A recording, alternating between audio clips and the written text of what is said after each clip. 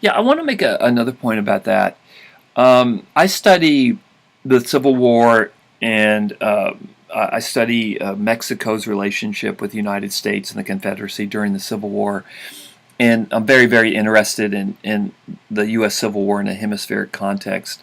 The other thing that makes Texas interesting is that it's very isolated politically on the Republic of Texas on the global scene, because as I just said in the last podcast, it becomes a standalone nation, it becomes an independent nation at a time when abolition is becoming very, very, really a powerful force on the globe. As I just said, Great Britain freed its slaves at almost the exact moment that Texas becomes a slaveholding nation.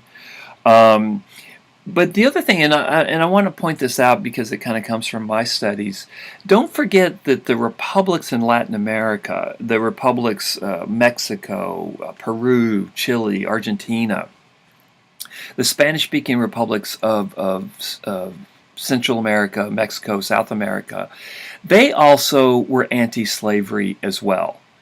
All the Spanish-speaking republics in the Western Hemisphere had abolished slavery by the time of the Civil War.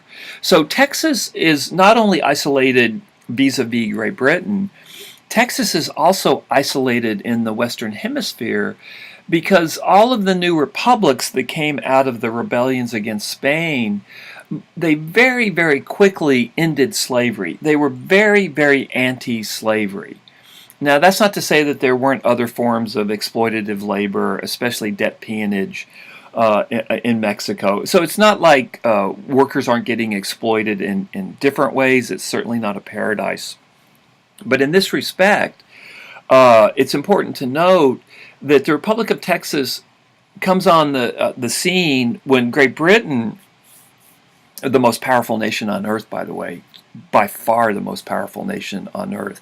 The mid-19th century was really a British world, and every other country was a satellite of Great Britain at this point. It dominated the world economically and militarily. So the fact that Great Britain had ended slavery is a huge deal. But also, the Republic of Texas is isolated hemispherically as well. None of the other countries in the hemisphere, the Spanish-speaking republics, they don't want to have anything to do with slavery. So one of the points that I want to get across is the Republic of Texas is very isolated on the global scene because it's a slave-holding republic. Now, it's not really isolated from the United States, and eventually it will become part of the United States. But the Republic of Texas, because of its isolation, because its isolation from Great Britain, because Great Britain's moved towards abolition, its isolation in the hemisphere, on the whole, the Republic of Texas is an isolated nation. It's an isolated nation state. The U.S. is willing to recognize the Republic of Texas, but Texas does not have many friends on the global stage. Okay, that's one way to look at it. Specifically because it's a slaveholding nation at a time where abolition in places like Great Britain, places like Europe, and places like Latin America, abolition is gaining. It has the wind at its back. And if you think about it, if we take the long view, Texas becomes an independent country in 1836. And even in the U.S., where slavery was thriving in 1836, slavery doesn't have long to exist. Slavery is within 3 decades, slavery is abolished in the United States. Of course, there's a civil war fought to abolish slavery, and it's kind of getting ahead of the story. But what I want to say here is, from a big picture, from 2016, when we look at the Republic of Texas, we see that it becomes a slaveholding nation at a time where being a slaveholding nation isolated you on the global stage.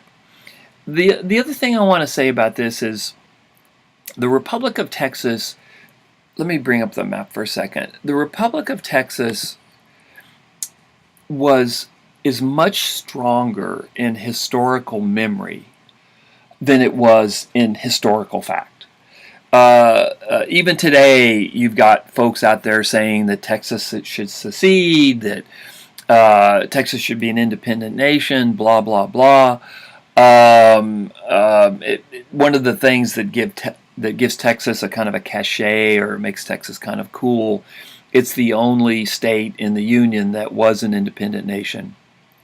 I'll talk about that in a second. It was an accident that Texas was an independent nation. But anyway, it was an independent nation for about a decade. But what I want to get across, and what I'll be developing in the next couple of lectures, is the Republic of Texas was a very weak entity. It had almost no control over its borders, especially in the Northwest, where there's constant Comanche raids.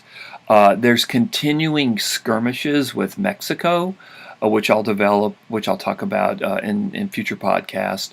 So in some ways, the war with Mexico doesn't end in 1836. The Republic of Texas is broke. It had gone into great debt to fight the Texas Revolution. It has a hard time paying back that debt. Although Americans come into the Republic of Texas with their slaves, fewer come into Texas than could have come into Texas, because Texas was perceived, the Republic, as a very weak entity that had very little control over its borders. The government of Texas had just a very, very tenuous hold on the society of Texas, and to the extent that it had a hold, it kept that hold through great violence. So the Republic of Texas is a very, very weak entity. And if you look at the map, and I'll bring this up, if you can look on your computer, the Republic of Texas is the old Spanish and Mexican province of Tejas.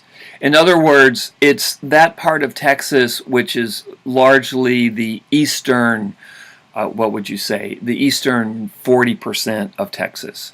And although Texas claimed that the Rio Grande was its border, the de facto, in fact, the border of the Republic of Texas was what it had always been, which was the Nueces River.